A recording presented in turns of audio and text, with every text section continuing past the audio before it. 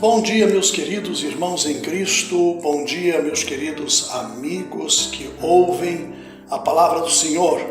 Bendito seja Deus em vossos corações, em vossas vidas, e que cada um possa aproveitar a informação da palavra de Deus conforme o seu anseio pelas suas necessidades espirituais e necessidades de aproximar-se cada vez mais de Cristo Jesus.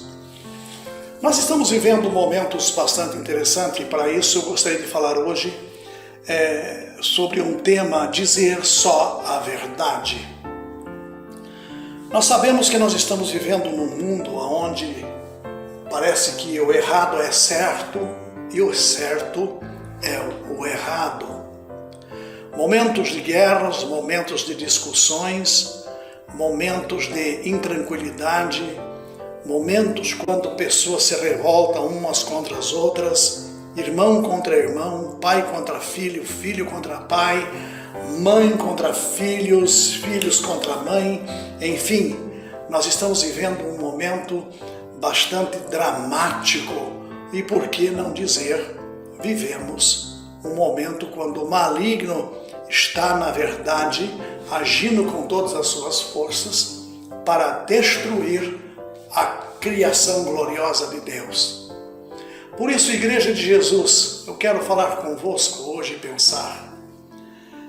Nós vivemos esses momentos críticos de domínio porque Satanás é o dono da mentira, é o criador da mentira. Ele é muito bom para criar as coisas, mas para criar a mentira ele foi mestre, porque conseguiu ludibriar com a falta de verdade acerca de Deus, destruindo através de Eva toda a humanidade. Diante dessas circunstâncias, nós vivemos momentos tristes, porque vamos normalmente a uma igreja buscar a presença de Deus. E eu não quero generalizar, mas apenas quero dizer que temos casos, quando ouvimos o pregador, ouvimos até a música tocada e cantada, que apenas envolve mentiras. E essas mentiras têm engodado o coração das pessoas ao ponto delas darem plenamente ouvidos e guardarem em seu coração a grande berração espiritual expostas dos púlpitos das igrejas para aqueles que os ouvem. Dos louvores cantados que são egocêntricos, egoístas, e que na verdade procura a exaltação do indivíduo e não a de Deus.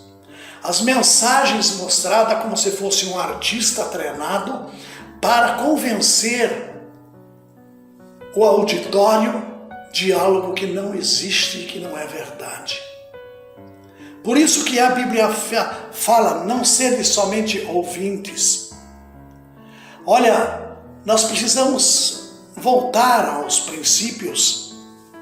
Quando, na verdade, a igreja, por exemplo, a igreja de Bereia, ouvia alguém falar alguma coisa a respeito das Escrituras ou a respeito de Deus, ela ia até as Escrituras conferir se aquilo realmente correspondia com a fala daquele orador.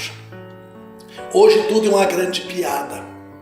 Hoje, na sua maioria, nós ouvimos apenas como diz a história, teorias de Norman Peale, e se ouvimos apenas incentivo da mente, força da mente, força do pensamento positivo. Isso, na verdade, é um fracasso para a vida espiritual. Então, o que acontece? Nós ouvimos constantemente meias verdades.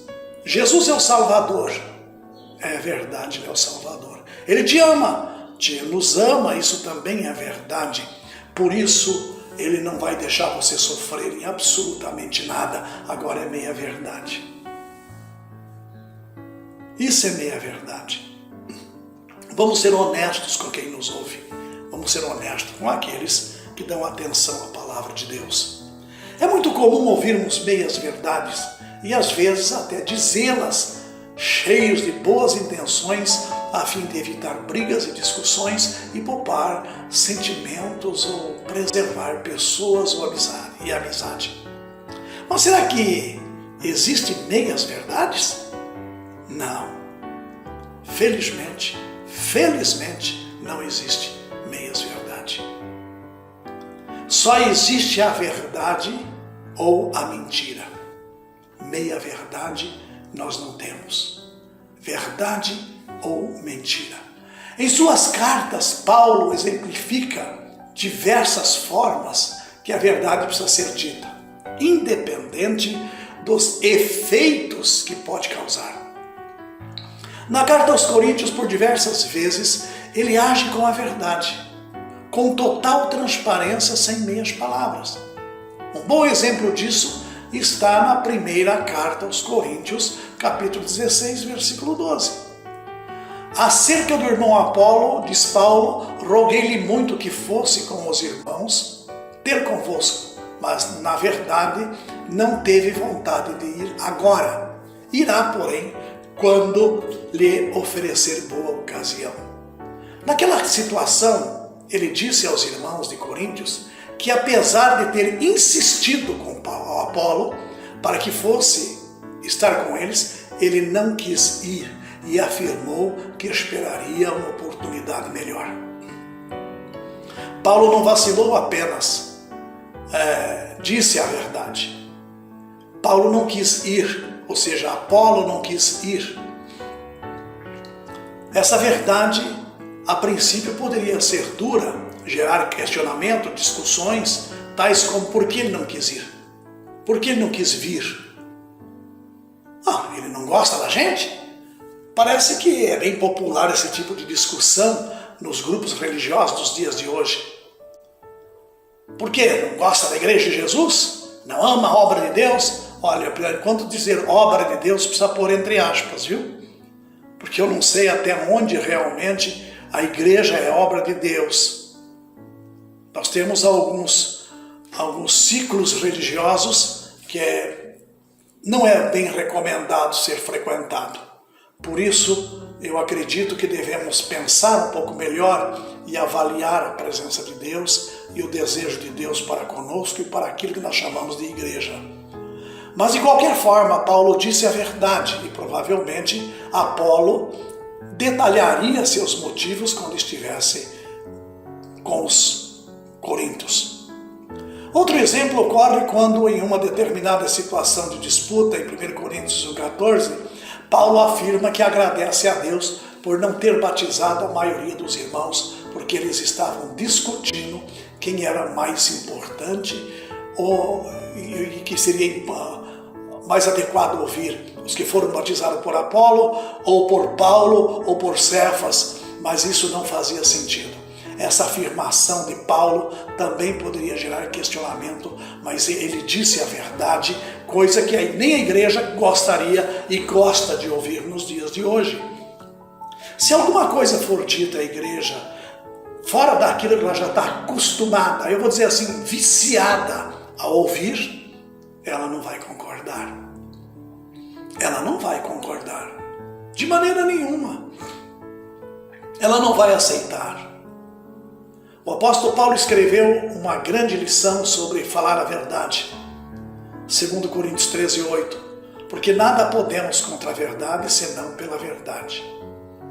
Quantas calúnias são levantadas dentro de igrejas? Pessoas que não têm coragem de falar pessoalmente, publicam e acabam criando nas redes sociais um grande problema.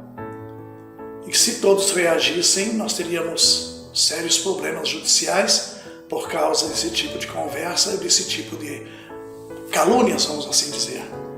Ou seja, em uma discussão sobre quem está falando a verdade, somente a verdade real é que pode esclarecer as coisas e gerar algo bom.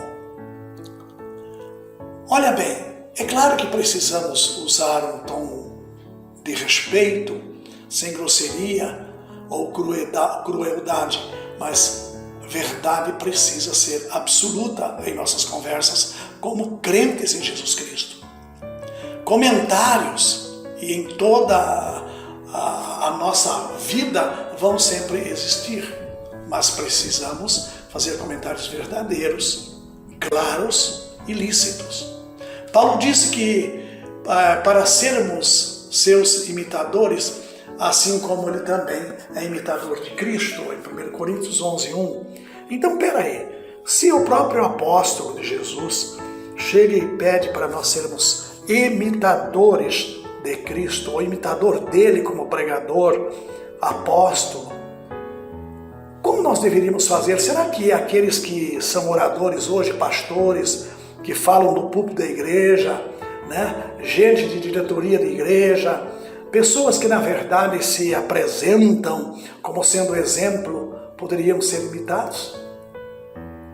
Será que eles conseguem refletir Cristo no seu comportamento e no seu dia a dia? Meus queridos irmãos, então, se é possível, vamos imitá-los e falar sempre a verdade, né? Se for possível, pensa bem. Olha bem como é que vive ele com a família, qual o seu testemunho, a sua expressão na sociedade, na cidade que vive e o seu comportamento na igreja. Olha, eu prefiro que sejamos imitadores de Cristo, porque eu acho que o modelo humano está fadado a falhas, está fadado a mau testemunho e não reflete coisas boas. Sejamos verdadeiros como Paulo, Apolo e outros apóstolos de Jesus. Tenha um bom dia e pense nisto.